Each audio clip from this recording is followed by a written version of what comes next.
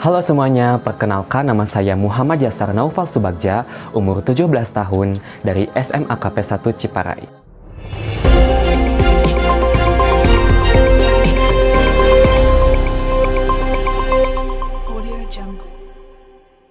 Selamat pagi pemirsa, KP News kembali hadir menemani pagi Anda dengan informasi yang terupdate, teraktual, tajam, dan terpercaya. Bersama saya Muhammad Yasar dan inilah KP News selengkapnya. Pemirsa, selama kurang lebih 2 tahun, perekonomian Indonesia khususnya Jawa Barat dalam kondisi terpuruk. Kini pasca pandemi, perekonomian Jawa Barat mulai kembali bangkit dan berada dalam tingkat stabil.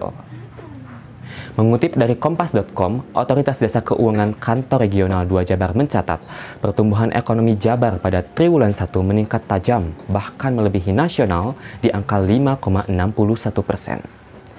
Naik dari periode yang sama di tahun lalu di angka minus 0,80%. Pada Maret 2022, penghimpunan dana pihak ketiga masyarakat oleh perbankan Jawa Barat tumbuh sebesar 7,96%. Seiring pertumbuhan DPK, penyaluran kredit atau pembiayaan juga tumbuh positif sebesar 5,73%.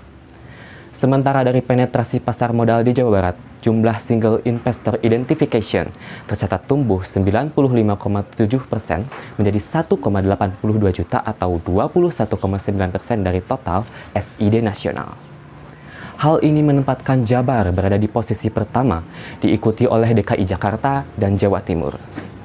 Adapun transaksi saham sampai dengan Maret 2022 mencapai 120,9 triliun rupiah atau sekitar 10,20% dari total transaksi nasional.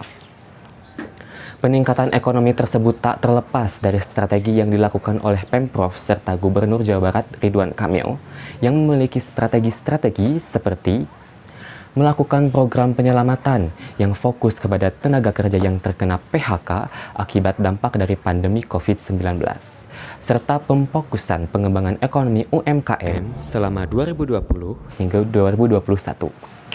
Pemirsa, kita beralih ke berita selanjutnya.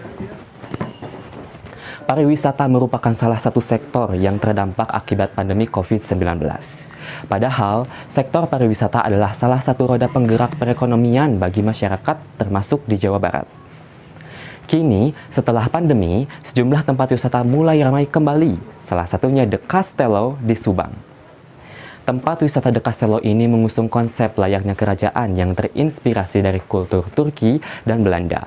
Terdapat banyak gedung yang layaknya kastil di tempat ini dan terlihat sangat colorful seperti warna merah, biru, kuning, dan campuran warna cerah lainnya.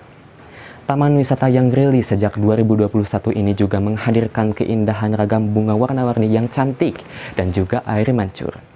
Udaranya pun sangat segar, bahkan berada di jalan menuju ke tempat ini, Anda akan disaksikan dengan pemandangan hijau yang suasana yang segar. Tidak hanya dimanjakan dengan keindahan kastil-kastil cantik dan colorful, masih juga banyak spot foto yang bisa pengunjung temukan di beberapa titik wisata di tempat ini. Ada Aura Dome, Food Garden, Little Korea, dan masih banyak lagi yang sayang sekali untuk dilewatkan. Bagi Anda pecinta bunga dengan warna-warni yang cantik, Anda bisa menyaksikan keindahan jenis bunga yang ciamik yang ada di Flora Wisata The Castello ini. Tidak lengkap rasanya jika berwisata tidak mencoba kuliner dari tempat yang kita kunjungi. Untungnya, di Flora Wisata The Castello ini menghadirkan restoran hingga food court yang bisa dijadikan tempat untuk mengisi perut setelah lelah berwisata. Di food court-nya menghidangkan berbagai jenis menu seperti kebab, seafood, bakmi, dan lain-lain. Bagaimana? Apakah Anda tertarik berwisata ke sini? Bagi Anda yang ingin berwisata ke tempat ini, Anda cukup merogoh kocek 30.000 saat weekday dan 40.000 saat weekend. Wisata ini berlokasi di Jalan Palasari nomor 16, Kecamatan Ciater, Kabupaten Subang, Jawa Barat. Demikian sudah KP News menemani pagi Anda. Saya Muhammad Yasar pamit undur diri. Selamat beraktivitas. Salam KP Juara.